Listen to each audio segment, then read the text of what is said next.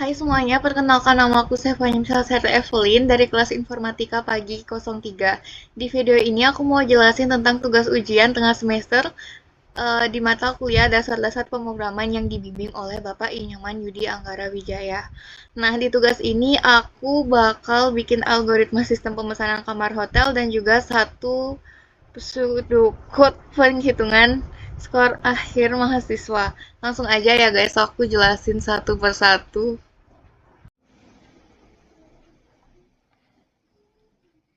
Oke, aku bakal jelasin dari bagian nomor satu, yaitu algoritma sistem pemesanan kamar hotel. Jadi ceritanya itu ada orang yang namanya Dimas. Jadi Dimas itu adalah seorang yang ngelola hotel dan dia tuh pengen bikin sistem otomatis buat pemesanan kamar melalui sistem mandiri di lobi hotel. Jadi sistem tersebut harus mampu menangani berbagai situasi, seperti pelanggan memilih tipe kamar, memeriksa ketersediaan kamar, proses pembayaran, serta penanganan ketika tipe kamar yang diinginkan tidak tersedia. Jadi pemesanannya itu nggak akan selesai sampai semua kamar yang diinginkan tersedia dan pembayarannya mencukupi. Nah, sistemnya itu aku bakal jelasin pakai uh, algoritma naratif ya teman-teman. Buat prosesnya itu dimulai dari saat sistem dijalankan. Jadi yang pertama pelanggan diminta buat milih tipe kamar ya. Buat milih tipe kamar yang dia pengen. Terus selanjutnya sistemnya bakal memeriksa apakah kamar dengan tipe tersebut masih ada. Jadi kalau kamarnya masih ada, dia lanjut ke langkah berikutnya. Kalau kamarnya nggak tersedia, sistemnya bakal nampilin pesan kamar tidak tersedia.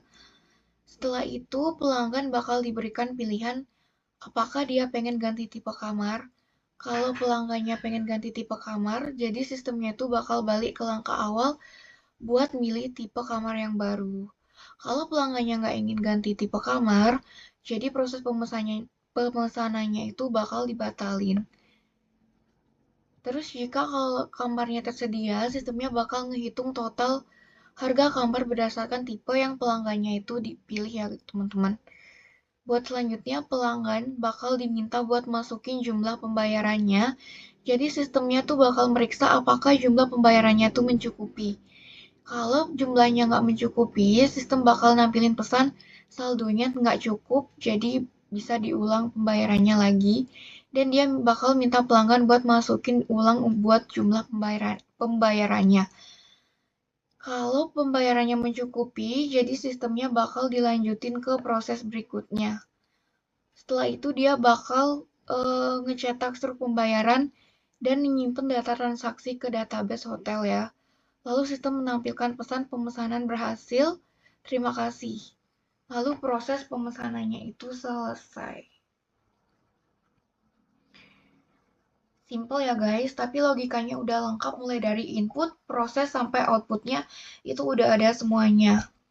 Oh iya, untuk bagian visualnya aku juga buat flowchartnya. Biar langkah-langkahnya bisa kelihatan lebih jelas, flowchartnya aku upload di Google Drive. Linknya udah aku tulis di laporan ya. Ini buat soal nomor 2 udah aku cantumin. Nih,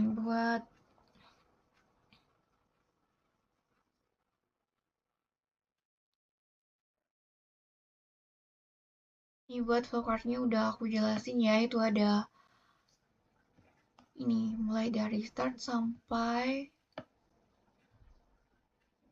di end udah aku buat ya.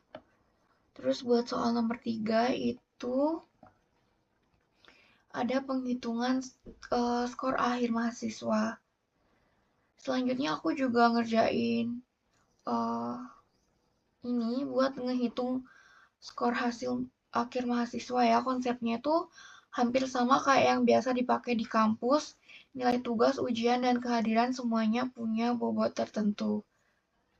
Jadi programnya itu disuruh masukin 3 nilai ya, yaitu skor tugas, skor ujian, sama skor kehadiran. Terus setiap nilai harus divalidasi biar nggak ada yang lebih dari 100 atau kurang dari 0. Jadi kalau ada nilai yang nggak valid, sistem bakal ngasih pesan error dan minta diinput ulang. Jadi setelah semua nilainya valid, sistem bakal ngehitung skor akhir dengan rumus 40% dari tugas, plus 50% dari ujian, plus 10% dari kehadiran. Jadi hasilnya itu nanti bakal disimpan di variabel skor akhir ya.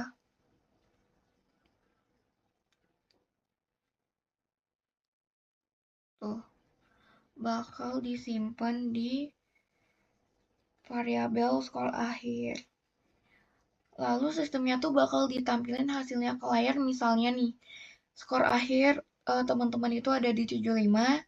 Jadi terakhir ada kondisi tambahan buat nentuin statusnya kalau skor akhir kurang dari kalau skor akhirnya 60 berarti lulus ya. Kalau di atas 60 itu berarti lulus. Kalau skornya di bawah 60 itu berarti teman-teman enggak lulus. Jadi program ini udah memenuhi logika pemrograman dasar ya. Ada variabel, perulangan, dan percabangan di dalamnya.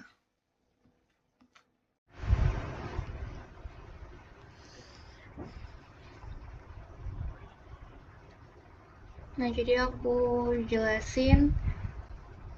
Pertama, kalau gamenya dijalani, nanti tampil background lapangan basket ya teman-teman. Lapangan basket, terus ada sprite utamanya yaitu bola basket. Bola ini tuh bisa digerakin, bisa mantul kalau kena tepi, dan kadang bisa berubah posisi tergantung perintah program ya. Tujuannya simple ya, pemain harus bisa jaga bola supaya nggak keluar area atau bisa diarahkan ke titik tertentu biar dapat skor. Nih, seperti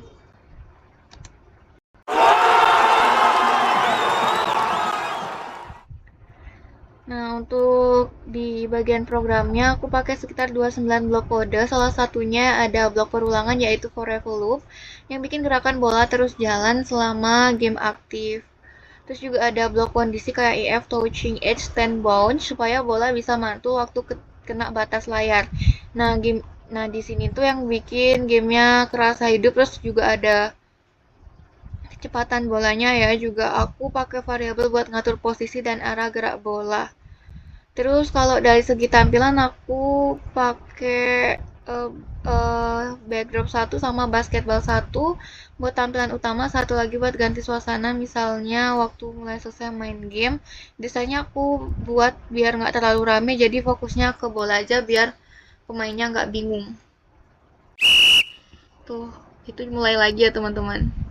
Terus kita arahin nih ke tengah. Ya, nggak kena deh. Jadinya kita pencet A lagi. Pencet A, kita kenain sampai ke tengah ya guys. Nah, kayak gitu.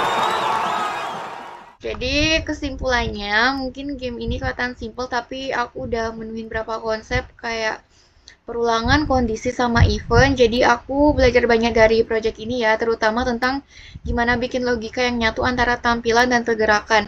Oke, makasih, segitu dulu ya penjelasan dari aku. Makasih banyak buat teman-teman yang udah nonton dan aku bakal semangat terus ya belajar coding pakai Scratch. Bye bye.